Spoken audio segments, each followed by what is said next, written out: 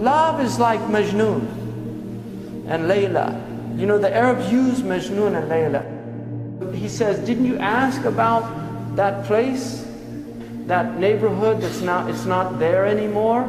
Didn't you ask about it where Layla used to live? And he said, no, indeed, I asked.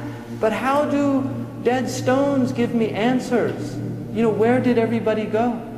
And then he says, I go by these stones, you know, the dwelling places, and I kiss this wall and I kiss that wall. And then he says, it's not love of the walls that have enraptured my heart, but love of the one who used to live in these walls. That's why we go and visit these places. It's not the places.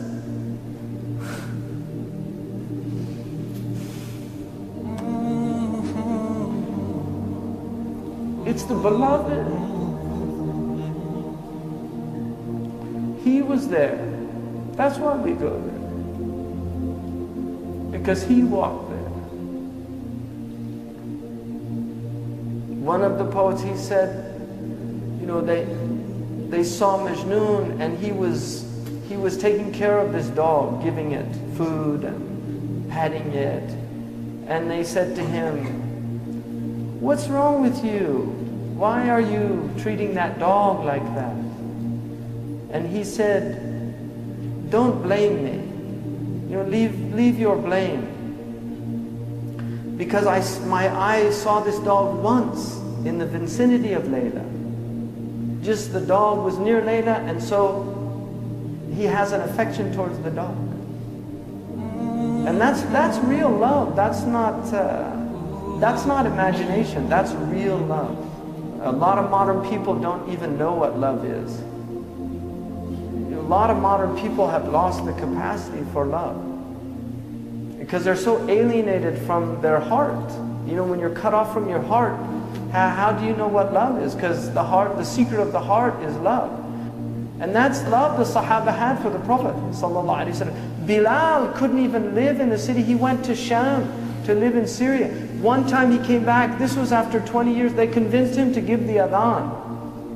He didn't want to give the adhan. He couldn't give the adhan in the mosque of the Prophet ﷺ. It was so overwhelming for him because he'd called the Prophet to prayer.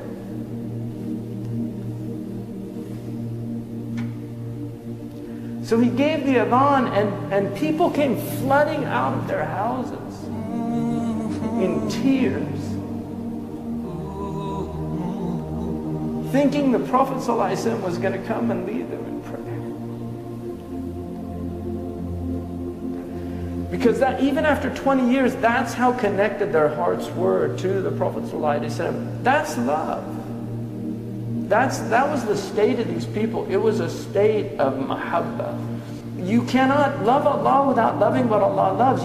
You don't love the beloved without loving what the beloved loves. When Abu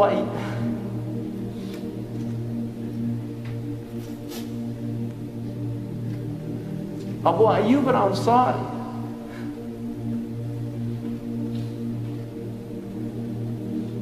when the Prophet ﷺ came to Medina and he said to let the camel go, when it came and then ascended at the point, alighted at the place where the masjid is now, Abu Ayyub took the bags of the Prophet.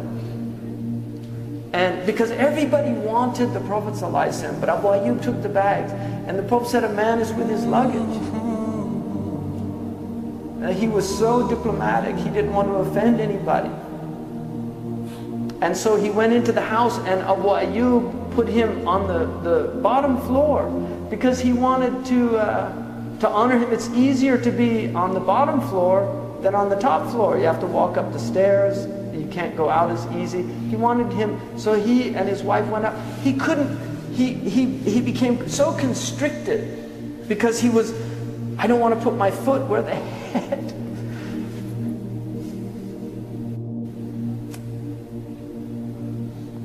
You know, where the head of the Messenger of Allah. This is adab. People don't have this understanding anymore. You know, this loss of adab in our age. So he went and he asked the Prophet, please, we can't stay above you. And so the Prophet changed places with him, and then he would bring the food up. And when the food would come down, he told his wife, show me where the messenger's fingers ate from, and then he would eat from that place. This is tatabbu' al-athar, following the traces. And then one time he took some food up that had garlic. And then when they brought it down, Abu Ayyub asked his wife, where did he eat from? She said he didn't take anything from it. Abu Ayyub said, فَزَعْتُ, I became completely, faza' is like to be in a state of shock. And he ran upstairs and he said, Ya Rasulullah, was there something haram in it? He said, no. He said, it's just garlic. I don't like garlic. I don't eat garlic because I speak to angels. And angels don't like bad sense. Angels like high sense. But his state when he saw it, did I do something? I mean, that is adab. Because it's mahabba, it's from love. He had so much love. When years later, when hard times fell upon Abu Ayyub al-Ansari, he went to one of the caliph at the time and he asked him for help. And he said that the Prophet ﷺ said a time will come when people won't help. And the caliph said, what does the Prophet say to do in that time? He said, be patient. He said, well then be patient. He needed help and he left. He went to Ibn Abbas in Iraq and he went into his house and he said, Wallahi. And this is years after he said, I'll do today what you did on that day. He emptied his house, he gave it to, and then he gave him a big gift. Ibn Abbas was very wealthy. He gave him a big gift of money and treated him the same way as that's love. You love the one who loves the beloved. You love the one who loves the beloved.